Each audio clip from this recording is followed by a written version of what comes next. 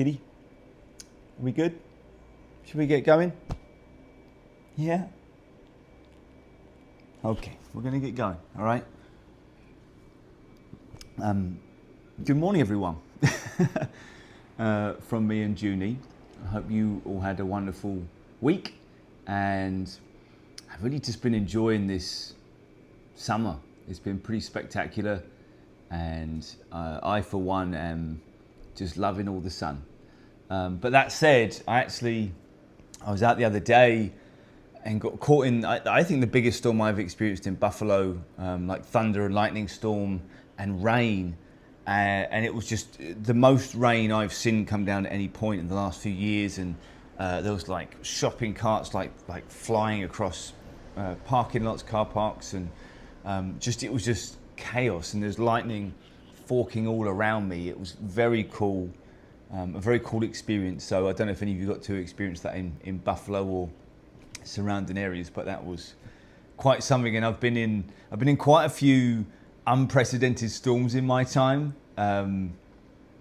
So it's always like, I love it. Like, it's always really exciting, and I've come out unscathed every time. So, you know, my confirmation bias on the assumption that I'm going to be okay is maybe a little bit too high than it should be. But you know, you learn through these experiences, right? Which is, of course, the whole point. But hello and welcome to the Q Show. It's been a busy week. 2 weeks since maybe I jumped on last. I've been really just very focused. I got back from England 6 weeks ago now, and I was focused before I left, but on arrival back, I was really just, you know, eye on the prize, and really having a very clear sense of what the path forward looked like in the very short and medium term. And as a result of that, I just hit the ground running, and I tend to do things quickly anyway. That's just the habit I've built over, 15 years in film and television, especially 10 years on set in production. And so for those of you that don't know, I worked in production, and it's logistics, it's the organization, kind of everything. Like the production team are the first people on the show, and they're the last people to leave, and you know, they kind of build everything up around them and bring in all the crew and all the resources and all, you know, all the things that come along with it, and essentially oversee the show, and everything kind of comes through it. So a lot of logistics, a lot of problem solving, a lot of impossible problem solving, which was always my favorite part of the job. I love solving problems, and on movies like Star Wars and shows like Game of Thrones and James Bond, there's massive problems, you know, problems that if you don't solve may cost millions of dollars. And I've had many of those over the years, and I loved it so much. But it was such good training for me and for life, like to be able to really put myself to the test like that. And I think there wasn't one big one that I didn't solve in the end, so I still have a pretty good record. But I've taken all of those experiences, and just obviously kind of, Kitty, that's not a problem I can solve right now. She's bringing over her toy. She wants to play. We'll play after this, okay? I promise. Yeah? We have some playtime? Yeah, she thinks we're doing it now, but we're not.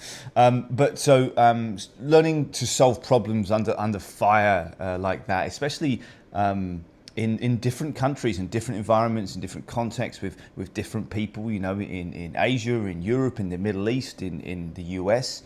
There's a lot of different people out there, and people think and work and solve problems in different ways. So it was such an amazing period of my life to be able to learn how to solve problems in the craziest conditions that would otherwise be impossible, and doing so in places with people and in contexts and settings that just add to the complication. And I loved it. I thrived on it, and as you'd imagine, and I think you'd probably guess, with my pursuit of growing Q and helping change the global consciousness with Q, I'm in for the impossible problem on this one, and really trying to to look at the let's actually just quickly just sidebar on that. Like early on, even before Q, for many years, I've been kind of watching the world turn and change, and kind of seeing where we are now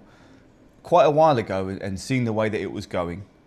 And obviously I couldn't have predicted AI, and that really just accelerated everything in lots of ways. But I kept looking at all these big problems in the world, and I realized that they're all these very big individual pieces, and as a species, it's impossible for everyone to kind of like attack them all and to deal with them all. There's just too much going on for all of us to be able to be part of the solution for all of it. At least that's what I thought, because I think there is a way we can all be part of the solution to everything in life, in fact, actually, which I'll get to. But the point is that there was, let's say there's climate, there's like division, there's addiction to social media and warping of reality and society as a result, among many other things. All these big problems though, and okay, I'm hoping people are solving this problem, and there are a lot of people doing all those things, right? And often unsuccessful, and not because of their efforts, by the way, but because people are trying to stop them succeeding, which is it's just a whole other conversation and something to think about another time, because there's a whole psychological element to that, obviously. But the point is, as I looked at all these big problems, again, over the years, this wasn't in one moment, this was just over piece by piece by piece, and just adding and adding and adding. And what I began to see was that, yes, we've got all these big problems and we need to solve them. But actually, we're just looking at symptoms of the bigger problem. Like the real thing that we need to solve as a result of the modern world. And what I mean is I kind of zoomed out from all of those things, and I know that sounds crazy when you're talking about the climate, right, or global division, or whatever it might be. I zoomed out from all of that. I'm like, what is the root cause of all that? And the best part about the answer to this is that it is the same for the individual as it is for our species, right? And that's that the problem with all of these things is communication. It's our inability to effectively communicate with each other. Because if we could effectively communicate with each other, we would be able to solve these problems. We wouldn't be having such division and such conflict and such anti-success and progress.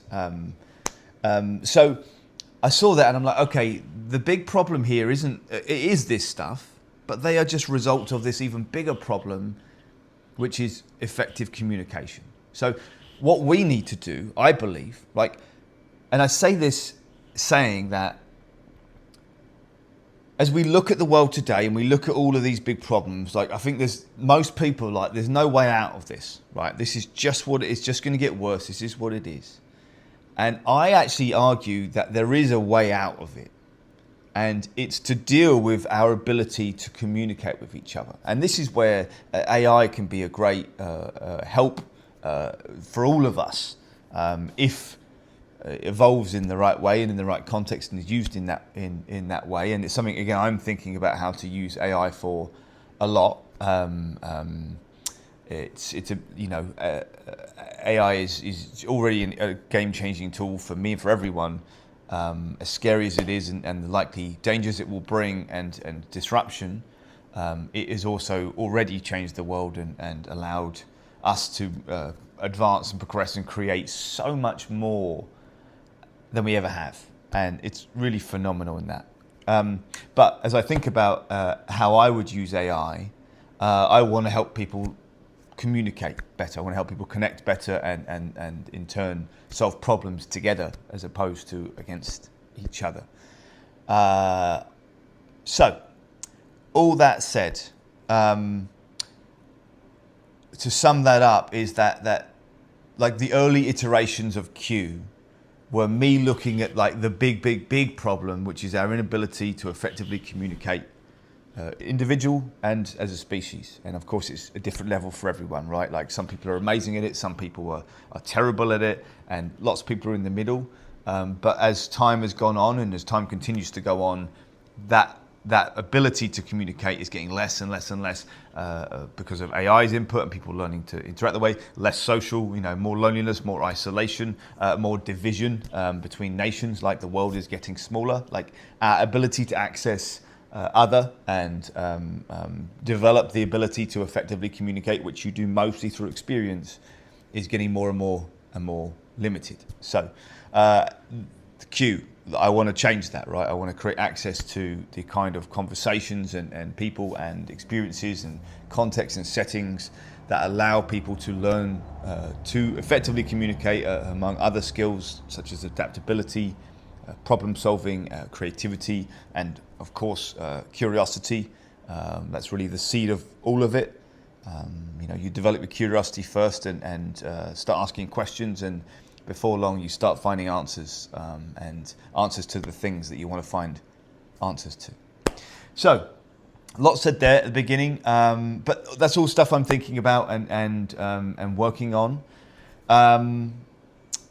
To stay on AI for a minute, I'm thinking a lot about AI and consciousness and learning a lot about it. Lots of books and podcasts and different things. Constantly adding there. And what I've been thinking about and what I've been trying to contemplate is. So our consciousness in general, we don't understand it, right? The hard problem is we don't understand where it emerges from, and one of the problems or the issues with it is that it's a meta problem for us, is that we are trying to understand consciousness inside of consciousness, right? We can't look outside of it, and we've never had anything that we could really compare our conscious to kind of say, okay, look, this is this and this is this. And because it's like to understand your culture, right? Let's say you're an American. To understand your culture really, if you've never left America, right, and you've never been to another country, it's impossible to see your culture from another perspective because you've only ever been inside it, right? One of the great reasons to travel is to really not just learn and experience new places, new things, but to get to look at your home and your place and your culture and get a different view of it, right? A different lens of it. So, so when it comes to consciousness, one of the problems which many, I'm sure, think is just that we aren't able to look outside of it, right? Because we're inside of it. And there's been no animals, no anything else to compare us to really kind of make us be able to think in a different way, right? Until now, AI. And the first thing I'll say is that whether AI becomes conscious or not is almost irrelevant, because it will absolutely 100% get to the point where the debate will begin, right? Where you won't necessarily be able to tell, because they don't necessarily understand the machines they're building themselves. You won't necessarily be able to tell if it is conscious or if it's just imitating consciousness, right, as a result of its training and data and evolution. So the point of all this and what I've been thinking about, again, one is, can we create consciousness? And the short answer to that is I don't know, because we don't know about what our consciousness is. But will we understand our consciousness better as a result of this action and this attempt? And by the way, there are people literally trying to create AI consciousness, like they're specializing in that right now. Lots of money in there. And so will it? Will it? I don't know, because I don't understand it. But the follow-on from that, as we think about the future and about the outcome of this, is I envision that once we get past a lot of the stuff we're in right now, as we get through, we're in the eye of the storm of old world, new world. Once we get through that and we're out on the other side, and AI really is just like, it's not even like the conversation that's here, what we're going to do about it. It just is here, and we are living in it, and it's just the world now, right? So maybe this is 5, maybe it's 10 years. I don't know. But there will come a point where we will be able to turn our attention. And I'm hoping, by the way, at this point that we've come together more as a species, right? and we have really seen the light and understood that 15 minutes with a stranger is more valuable than a week in your bubble, and among many other things. But so we will be able to, and the level at which AI is will be a conversation, because you'll have people saying things like, it's conscious, you can't shut it down, right? It's got rights, it should be able to vote, and others saying it's ludicrous, it's a machine and whatnot, right? It's a table. Of course, it won't be at that point, because the argument will be it's conscious or not. And it's just going to be a huge thing. It's going to be a huge conversation. It's going to get bigger and bigger and bigger. And there's a very few people thinking about it and kind of really working on it right now. But it will expand as we settle into the new world, as it settles the whole industry and what it is. And also we kind of push through some trials and tribulations over the next 5-10 years. We've got a tough road ahead. But when it does come out the other side, I think that'll be one of the things that we'll really be considering. And again, one of the greatest things of that for me is that I think because of the way we'll so acutely be looking at it and trying to understand it, we'll be able to reflect back at ourselves and maybe make some breakthroughs with AI as well, by the way, on what consciousness is for us, for the world. So I've been thinking about that a lot and doing a lot of research. Very exciting topic. And I'd encourage anyone to start thinking about it. And of course, thinking about your own consciousness and your own mind and what it does for you and how it works and how you control it, or it controls you maybe, if they are the right terms, I don't know. But anyway, what else?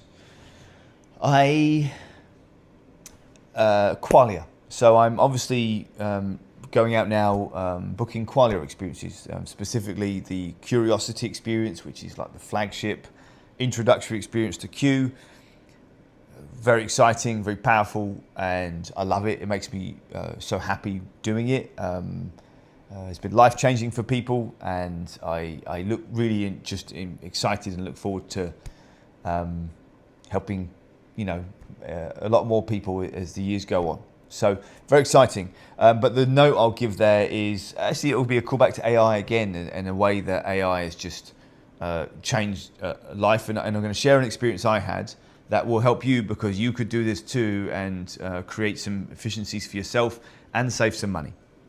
I am working on these bookings for Qualia, and in time I'm going to be speaking to hundreds or thousands of people in different institutions, different countries, all over the world, and I need to keep tally of all that. I need to keep cleanly and make it easy for me to just kind of track what's going on where. And I've been using Excel or Google Sheets up until now because it's convenient and obviously just free. But I started contemplating a CRM system. And for those of you who don't know, it's just a kind of a platform that literally just tracks, like, hey, you've contacted this person, you've set a meeting, you've got a booking, and so forth, and it kind of keeps us tracking through the kind of the life process of an experience, or for some people products, whatever it may be, and tracks it all very cleanly, as drag and drop, and you input information, add contacts and organizations and etc., and PDFs and blah blah blah. Great systems, and there's a few out there, like Copper, and I can't even remember some of the other ones now, but there's loads of them out there, and all of them are used a lot. So I was contemplating using one of them, but I've used them in the past, and they're just overly complicated. I didn't really enjoy them. The overall and general concept I thought was great, but it was just too overpopulated and too counterintuitive in many ways. And I was like, okay, I want that. Why don't I just use Claude to build it? So I did. And it took me a couple of days just because of the amount of tokens it takes. But I built HQ, I've called it, HQ, and it's my own CRM system that is live, and I'm using it now already to track all my data and all my the people I'm kind of interacting with and hoping to help as time goes on. So I guess I just wanted to share that. Like it was really easy. You obviously got a very, specific ideas of what you want and the features and how you want it to look and feel and function, which, like with anything, preparation is like the best part of you could do. Like the more preparation and more clarity in the preparation period you have, the better, because when you go into it, it's very quick. And that's it. It took me a few days, and now I'm going to have this thing, which I will use for potentially decades to come, right? And it will get more robust, and I will just strengthen it up and add little pieces as they go along. But it's perfect, and it has all the best parts of the CRM that I liked, and none of the trash, and none of the things that were just like, get out of my way, let me just get on with this, and have a good time. So I wanted to share that because anyone can do that. And by the way, you can ask me also, like if someone wants to, like, I would love to do that or create this kind of thing, this kind of app or whatever, or this platform for my business.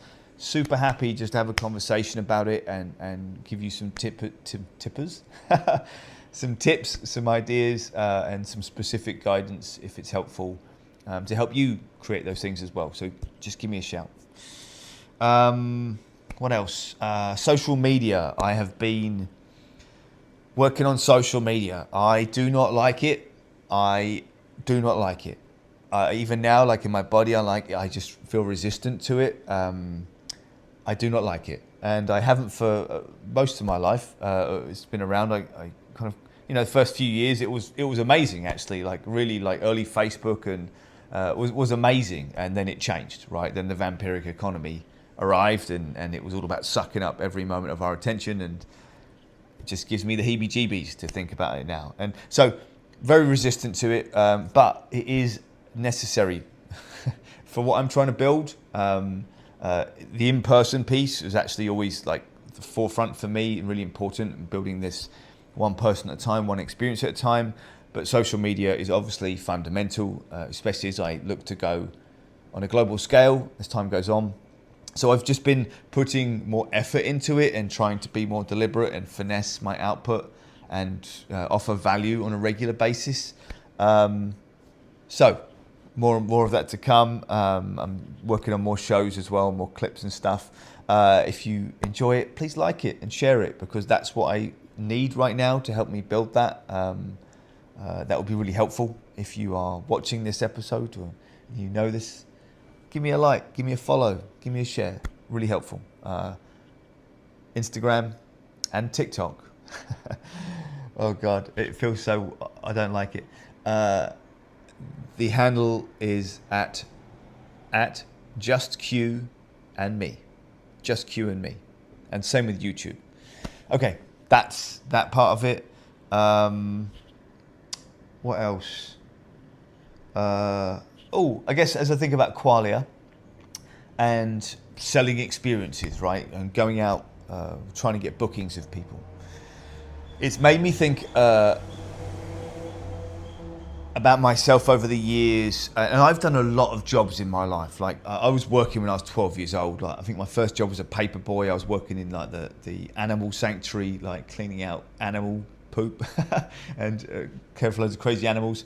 Worked at the cat sanctuary by the time I was like 14, and I just did loads of stuff. I was just like constantly always, I worked in a suit shop, I worked in a supermarket, I worked, do you know those big, they're called Zorbs, the big like balls, like inflatable balls, which you climb in and you roll down the hill. I did those for a summer. Like I worked on that stuff. I worked on the beach.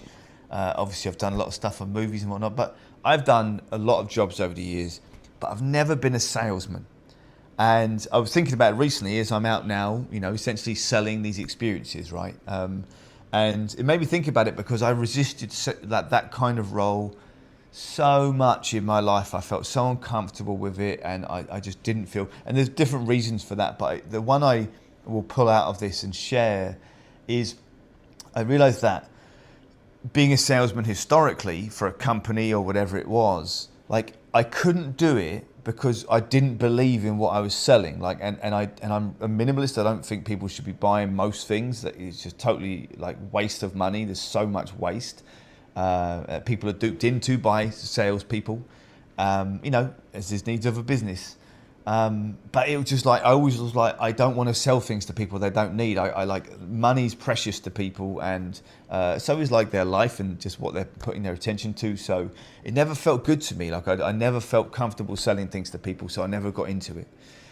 But the reason I thought about it now is that with Qualia, I believe in it so much. I've experienced it. I've heard firsthand the impact it has on people, and and now it feels so easy for me to go out and sell it. Like there's no part of me that's resisting it or really not understanding the value of it. Like I'm like, more people need this. Like the money is like, the value for the money is exponentially greater. And it's a really, for my head, it's a really, okay, that's reasonable. And that's always been the path of me with Q. Like, I never wanted to just try and start making money from Q. It was always about finding something that really offered like mega value, and then I would start charging for it. This is that moment. And the reflection and the change in me and the growth is that now I feel comfortable being a salesman, and I understand why I didn't before and why I resisted it so much over the years. And by the way, I'm really glad I did, as I sit here now talking about it. What else? This is a totally random thought I had this week. And the thought was like, if I were to teach anyone one thing, right, from a kid maybe, right, like if I were to teach them one thing in life, what would it be? And I thought about it as a question to, like, you know, a parent or a person, just like, what would you want to impart on someone? Like, this is the thing that's going to help you navigate life more than any other thing, more significant. And so I encourage all of you to think about that. What would be the thing that you would like to be like, okay, if I could only impart one thing on people, on this person or whoever, as they grow, what would it be? What would I want to teach people? And for me, it was a really quick answer actually, and it stayed the same upon reflection. But the answer was breathing. I would teach people to breathe. And to be specific about that, we all breathe every single day, obviously, and we do from literally the day we're born until the day we die. That's the whole point. And when we stop it, that's it. That's the end of it, right? That's literally what happens. So breathing is just what we do. But to be able to understand your breath and to manipulate it and to regulate it, in life, in any situation, whether it be in a social situation, whether it be in a physical exertion situation, or maybe you're in trouble, maybe you're under pressure, maybe you are talking to your love, and you're like, to be able to regulate your breathing, I believe it's the greatest skill I've learned in my life. And I learned it through yoga. Yoga got me there and kind of opened me up to it. And then I really learned about it, practicing it and feeling it, right? I never really listened to like Wim Hof and those folks, because I know there's a lot of like breathing people out there. And of course in yoga, there's breathing exercises, and I did breathwork classes. But most of it for me was like practicing breathing in different contexts, and like trying to breathe in different ways in different contexts to see what worked and see how I could regulate it. And again, just practice the ability to control my breathing. And now, like, I use it, like constantly use it almost every moment of every day. It's like kind of, there's like, it's subconscious, sure, but it's just right on that surface where I'm kind of always paying attention to it, especially when something is different about the situation. It's not like the kind of continuous, normal homeostasis you're kind of going through. There's like a fluctuation somewhere. Like right away, my mind is like breathing, breathe through it and breathe through what's going on. And so I share that because that's what I would teach people. That's what I would impart on people, because it will take you through your whole life. And by the way, it will get stronger and stronger and stronger as you go, and you'll get better and better at it, which means you'll just get better and better at life, because you'll be able to regulate yourself in life more and more. And so that's it. So, but also I offer that to all of you. Like, this is me, you know me. If you listen to me, you have some sense of me. I say that the greatest thing I've ever learned is to breathe. And if that's something that is interesting to you and you want to know more about, plenty of places to research it, but I'm super happy to share my experience on it. leave a comment. I can with a question, and I can follow up on that as well. But okay, I think I'll leave it there today. That's plenty for this week. It's been a good one, and I've got to go and play with Kitty now. I promised her, so I'm going to go and do that before I get back to work. Have a wonderful week, and don't forget to learn from every moment. Bye.